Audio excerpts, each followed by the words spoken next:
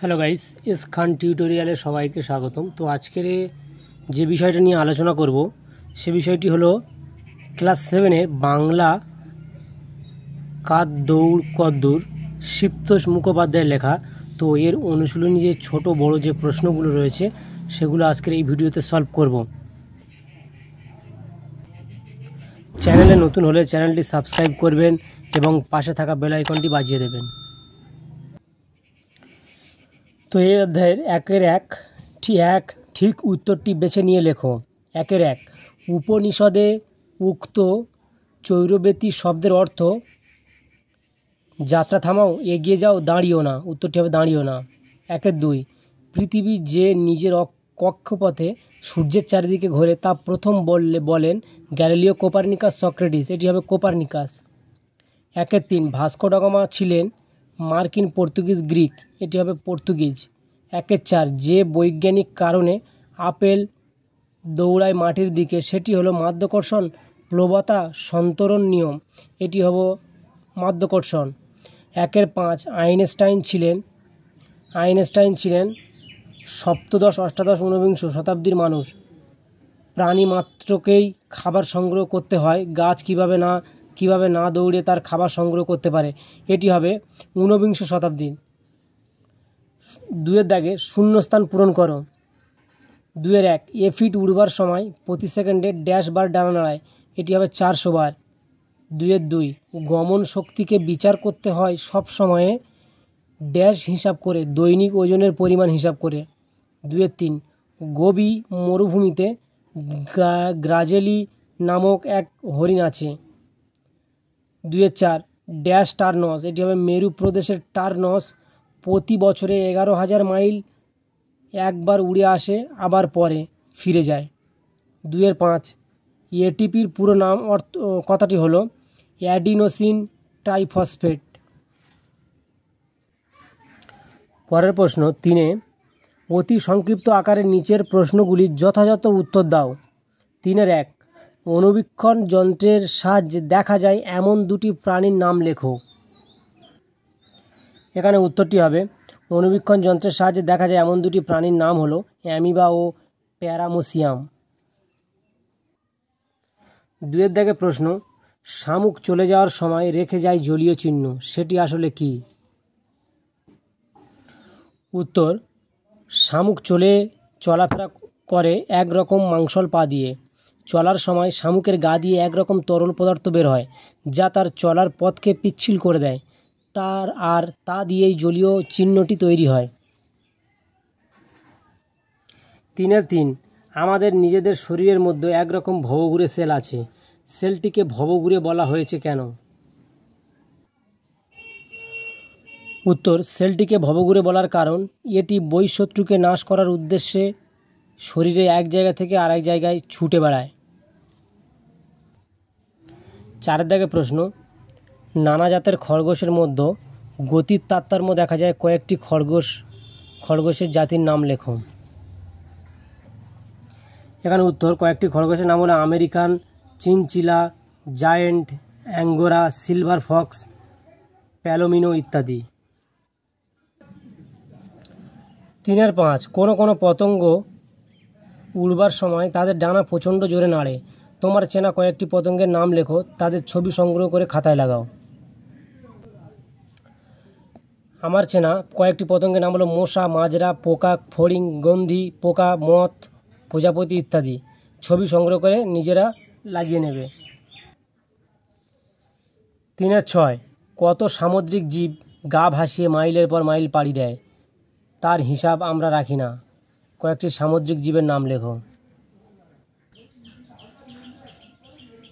কয়েকটি সামুদ্রিক জীবের নাম হলো হাঙর, কুমির, তিমি, অক্টোপাস, ডলফিন ইত্যাদি।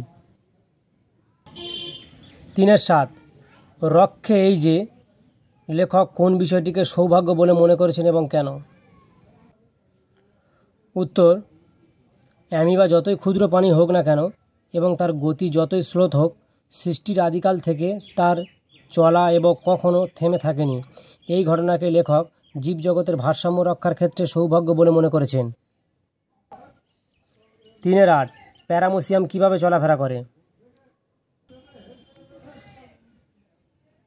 প্যারামোসিয়াম কিভাবে চলাফেরা করে? প্যারামোসিয়াম নামক এককোষী জীবের সেলের কোষ চারিদিকে ছোট ছোট চুলের মতো অংশ আছে, যাকে সিলিয়া বলা হয়। এই সিলিয়া নামক অংশটিকে নৌকার দাঁড়ের মতো ব্যবহার করে প্যারামোসিয়াম জলের মধ্যে খুব দ্রুত চলাফেরা করে। পরের প্রশ্ন, প্যারামোসিয়াম ছাড়া দুটি এককোষী জীবের নাম লেখো। প্যারামোসিয়াম ছাড়া দুটি এককোষী জীব হলো অ্যামিবা ও ট্রাইপ্যানোজোমা। 3-10, তার চলাফেরার ভঙ্গিটি ভারী মজার। কার চলার ভঙ্গির কথা বলা হয়েছে তার মজার কিভাবে?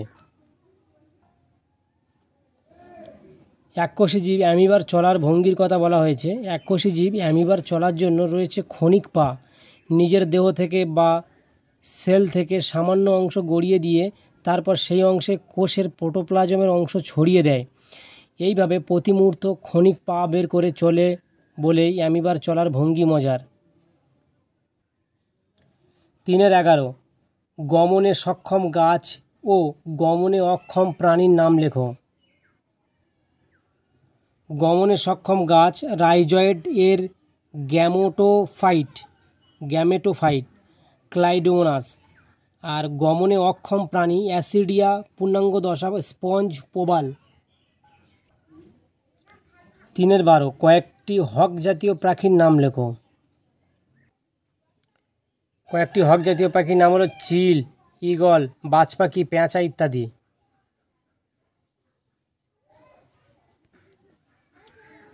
3-13, আফ্রিকার কি জাতীয় পাখি ওড়া ছেড়ে হাঁটায় পারদর্শী হয়ে উঠেছে? আফ্রিকার ইন জাতীয় পাখি একদা উড়ত, এখন ওড়া ছেড়ে হাঁটায় পারদর্শী হয়ে উঠেছে। 3-14, ক্রমবিকাশের পথ পরিক্রমায় ঘোড়ার আঙুলের কোন পরিবর্তন ঘটেছে? ঘোড়ার আদিম প্রজাতির এখনকার মতো খুর ছিল না। হাতে পায়ে 5টি করে তার আঙুল ছিল, কিন্তু আঙুলগুলির ব্যবহার না থাকায় আস্তে আস্তে অন্য আঙুলগুলির অদৃশ্য হয়ে যায়। শুধু মাঝের আঙুলটি রয়ে যায়, যা বর্তমানে খুরে পরিণত হয়েছে। পাঠ্যাংশে রয়েছে এমন একটি নিশাচর প্রাণীর নাম লেখো। এটির উত্তর হবে শেয়াল। 4 দাগে টিকা লেখো। Hiuen Tsang, Srijnan Dipankar, Vasco da Gama, Shankaracharya. Hiuen Tsang বৌদ্ধ পণ্ডিত ও বিশিষ্ট চীনা পরিব্রাজক হিউয়েন-সাং 630 খ্রিস্টাব্দে হর্ষবর্ধনের রাজত্বকালে ভারতে আসেন। তিনি এদেশে 13 বছর ছিলেন। এই সময় তিনি ভারতের প্রায় সমস্ত উল্লেখযোগ্য স্থান ভ্রমণ করে তার ভ্রমণ বৃত্তান্ত লেখেন। হিউয়েন-সাং নালন্দা বিশ্ববিদ্যালয়ে অধিকাংশ সময় অতিবাহিত করেন। তাঁর বিবরণী থেকে এই বিশ্ববিদ্যালয় সম্পর্কে অনেক অজানা তথ্য জানা যায়। ভারতের প্রাচীনতম বিদ্যাপীঠ তক্ষশিলাতেও তিনি 2 বার যান। ভারতের ইতিহাস রচনায় তাঁর ভ্রমণ বৃত্তান্ত মৌলিক উপাদান হিসেবে গবেষকদের কাছে গুরুত্বপ্রায়। তার পরের টিকা রয়েছে শ্রীজ্ঞান দীপঙ্কর।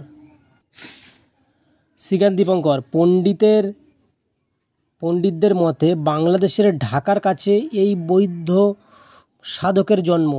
পিতার নাম কল্যাণ শ্রী, পূর্ব নাম আদিনাথ চন্দ্র গর্ভ। 19 বছর বয়সে দন্তপুরীর শিলরক্ষিতের কাছে বৌদ্ধ ধর্মে দীক্ষা নেন এবং শ্রীজ্ঞান উপাধি পান। প্রথমে মায়ের কাছে এবং পরে অবধূত জেতারির কাছে শাস্ত্র অধ্যয়ন করেন। তিব্বতের রাজার আমন্ত্রণে 1040 খ্রিস্টাব্দে তিনি তিব্বতে যান। সেখানে বিপুল সংবর্ধনা পান। তিনি বহু সংস্কৃত গ্রন্থ তিব্বতের ভোট ভাষায় অনুবাদ করেন। তিনি বিক্রমশিলা মহাবীরের অধ্যক্ষ ছিলেন। তিব্বতের বুদ্ধের অবতার বলে তিনি পূজিত হন। তিব্বতেই তার মৃত্যু হয়। তিব্বতের রাজধানী লাসার কাছে তার সমাধি আজও রয়েছে। পরের টিকা রয়েছে ভাস্কো ডা গামা। 1460 খ্রিস্টাব্দে এই পর্তুগিজ নাবিকের জন্ম হয়। তিনি প্রথমে ইউরোপ থেকে দক্ষিণ আফ্রিকা ঘুরে জলপথে ভারতে আসেন। 1498 খ্রিস্টাব্দে 23শে মে দক্ষিণ ভারতের কালিকট বন্দরে এসে পৌঁছান। 1502 খ্রিস্টাব্দে তিনি দ্বিতীয়বার ভারতে আসেন। কালিকট ও কোচিনের রাজার বিবাদের সুযোগে তিনি প্রথম ভারতবর্ষে বাণিজ্য কুটি স্থাপন করার সুযোগ পান। পরের টিকা শঙ্করাচার্য। অধুনা কেরল রাজ্যের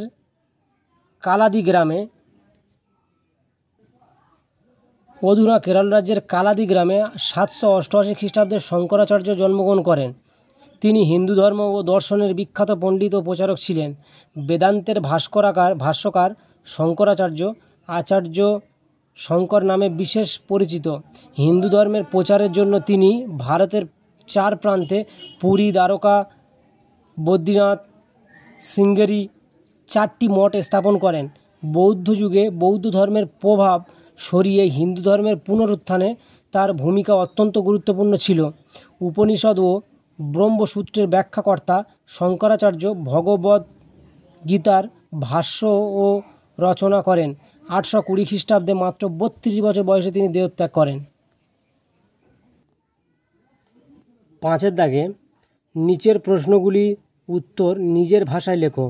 5-1 প্রাণী মাত্রকেই খাবার সংগ্রহ করতে হয়, গাছ কিভাবে না দৌড়ে তার খাবার সংগ্রহ করতে পারে? উত্তর শিকড়ের সাহায্যে গাছ মাটির তলা থেকে জল ও জলে দ্রবীভূত বিভিন্ন খনিজ লবণ সংগ্রহ করে সবুজ পাতায় পাঠায়। পাতার ক্লোরোফিল, জল, বাতাসের কার্বন ডাইঅক্সাইড ও সূর্যালোকের সাহায্যে সালোক সংশ্লেষের মাধ্যমে খাবার তৈরি করতে পারে। ফলে গাছকে খাবারের সন্ধানে এক জায়গা থেকে অন্য জায়গায় দৌড়াতে হয় না। 5-2 প্রবন্ধে লেখক জানিয়েছেন যে খাবার সংগ্রহ কারণেই প্রাণীরা এক জায়গা থেকে অন্য জায়গায়, এক জায়গা থেকে স্থাণু না হয়ে দিকে দিকে পরিভ্রমণ করে। তুমি কি এই মতটিকে সমর্থন করো? তোমার উত্তরের সাপেক্ষে যুক্তি দাও। উত্তর কার দৌড় কদ্দূর প্রবন্ধে প্রাবন্ধিক শিবতোষ মুখোপাধ্যায় জানিয়েছেন যে খাবার সংগ্রহের কারণেই প্রাণীরা এক জায়গা থেকে স্থাণু না হয়ে দিকে দিকে পরিভ্রমণ করে। একথা সর্বাংশে সত্য, কেননা একটু লক্ষ্য করলে বোঝা যায় যে সকাল থেকে রাত্রি পর্যন্ত প্রতিটি প্রাণীর ব্যস্ততা শুধু উদর পূর্তির জন্যই। বন্য প্রাণীরা বনে ঘুরে বেড়ায় শিকারের সন্ধানে, বাঘ খোঁজে হরিণ, হরিণ খোঁজে ঘাস, আবার জলের নিচে জলজ প্রাণীরা ছোট ছোট খাবারের সন্ধানে সে ছোট মাছই হোক বা হাঙর তিমি হোক। মানুষের কথা তো বলার অপেক্ষা রাখে না। সকাল থেকে রাত, এমনকি সারা রাতও মানুষের ছোটা বন্ধ হয় না। কর্মই যাই হোক না কেন, মূলত খাবার সংগ্রহের কারণেই প্রাণীদের এই দিকে দিকে পরিভ্রমণ। 5-3 গমনাগমনের প্রকৃত মাধুর্যটা আমাদের চোখে পড়ে সাধারণত উচ্চতর প্রাণীর মধ্যে। পাঠ্যাংশে উচ্চতর প্রাণীদের গমনাগমনের মাধুর্য কীভাবে প্রতিফলিত হয়েছে আলোচনা করো। প্রতিটি প্রাণীর গমনাগমনের মধ্যে একটি বিশেষ মাধুর্য আছে।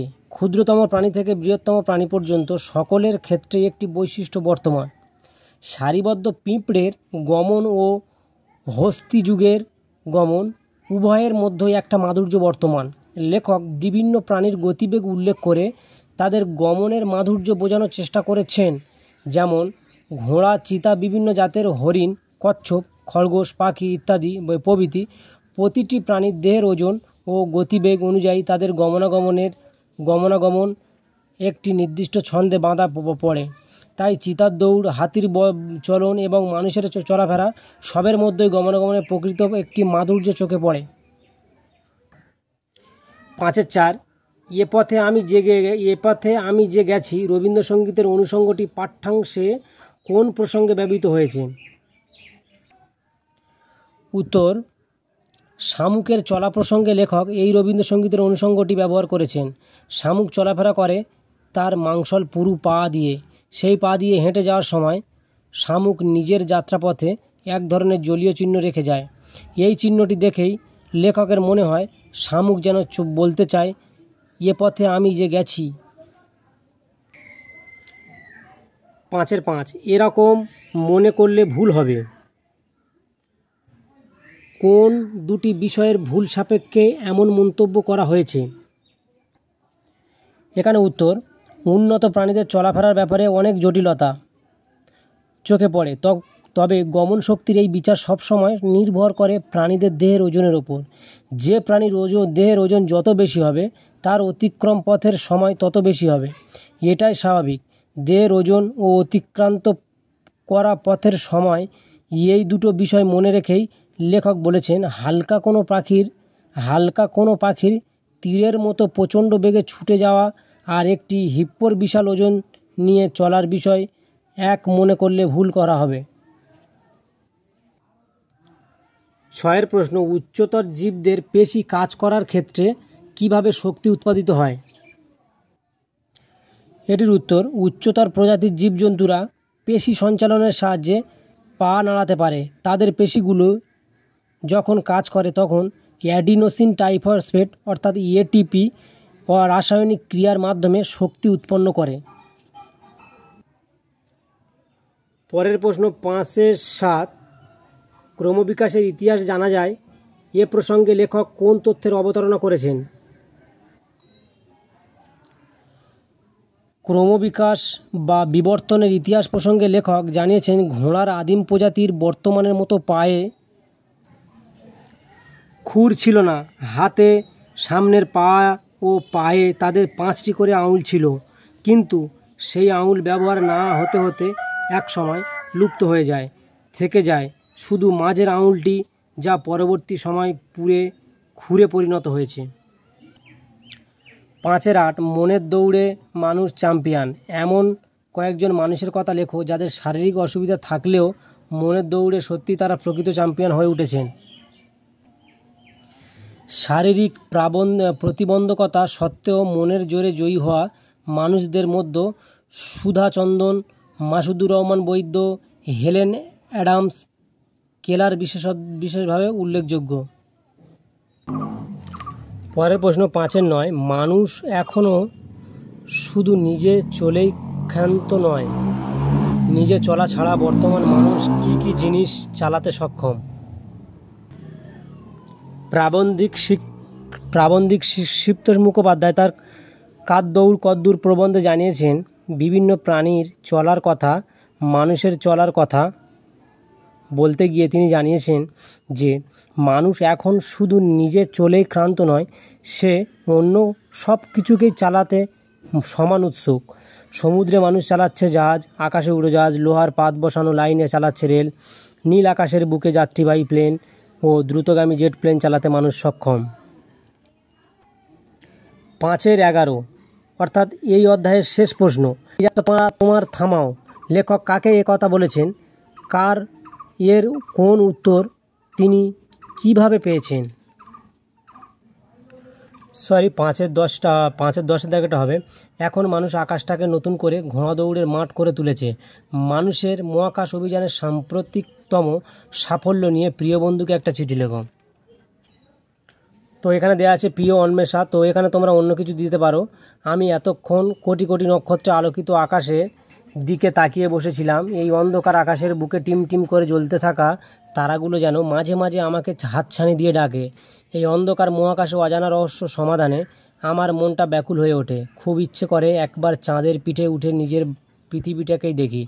সেই 1957 খ্রিস্টাব্দের 4ই অক্টোবর মহাকাশে স্পুটনিক পাঠানোর মধ্য দিয়ে মহাকাশ যাত্রার সূচনা হয়েছিল, যা এখনও অব্যাহত। সুনিতা উইলিয়াম তো দীর্ঘদিনই মহাকাশ থেকে গেলেন। যাক, চাঁদে তো মানুষ কবেই পৌঁছে গেছে। মহাকাশ বিজ্ঞান যে গতিতে এগিয়ে চলেছে, তাতে অদূর ভবিষ্যৎ হয়তো মানুষের বিভিন্ন গ্রহ উপগ্রহে বেড়াতে যেতে পারবে। 2007 সালে 7 খ্রিস্টাব্দে নাসা থেকে মঙ্গল গ্রহে যে ফিনিক্স মহাকাশযান প্রেরিত হয়েছিল, তার মধ্য দিয়ে মঙ্গল গ্রহের নানা অজানা রহস্যের সমাধানের চেষ্টা করে চলেছেন বিজ্ঞানীরা। সাম্প্রতিক কিউরিওসিটির মঙ্গল অভিযান ও সেখানে প্রাণের অস্তিত্ব সন্ধান আমাকে ভীষণভাবে অবাক করে।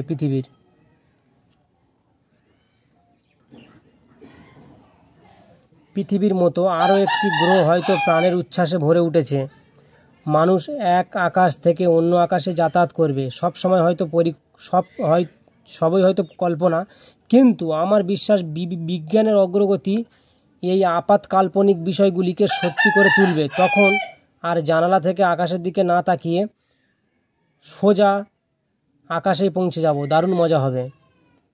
তো ইতি এখানে তোমাদের যার কাছে পাঠাবে তার নাম এখানে ঠিকানা দিয়ে দেবে।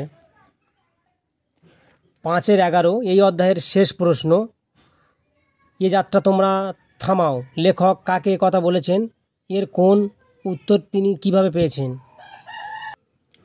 এখানে উত্তরটি হবে লেখক পৃথিবীকে বলেছেন এ যাত্রা তোমরা থামাও। মধ্য থেকেই লেখক পৃথিবীকে তার কথার উত্তর পেয়েছেন প্রকৃতির মধ্য থেকেই। দক্ষিণা হাওয়ার ভিতর পৃথিবী লেখকের কানে কানে শুনিয়েছিল এক শাশ্বত বাণী, থামাও মানে জীবনের শেষ। এ প্রসঙ্গে উল্লেখ করা যায় জীবনবাদী কবির কথা, চলাই জীবন, থেমে যাওয়াই মরণ, ভেবো নাও তুমি কাকে করবে বরণ। পৃথিবী শেষ পর্যন্ত লেখককেই উত্তর দিয়েছে যতদিন আছো ততদিন চলো, দাঁড়িও না, শাশ্বত সত্যের দিকে চলাই জীবন। তাই পৃথিবী লেখককে বলেছে শুধু এগিয়ে যেতে চৈরবেতি। তো গাইস, ভিডিওটি এখানেই শেষ করলাম। চ্যানেলে নতুন হলে চ্যানেলটি সাবস্ক্রাইব করবেন এবং পাশে থাকা বেল আইকনটি বাজিয়ে দেবেন, এবং ভিডিওটি ভালো লাগলে কমেন্ট, শেয়ার এবং সাবস্ক্রাইব করবেন। Thank you guys.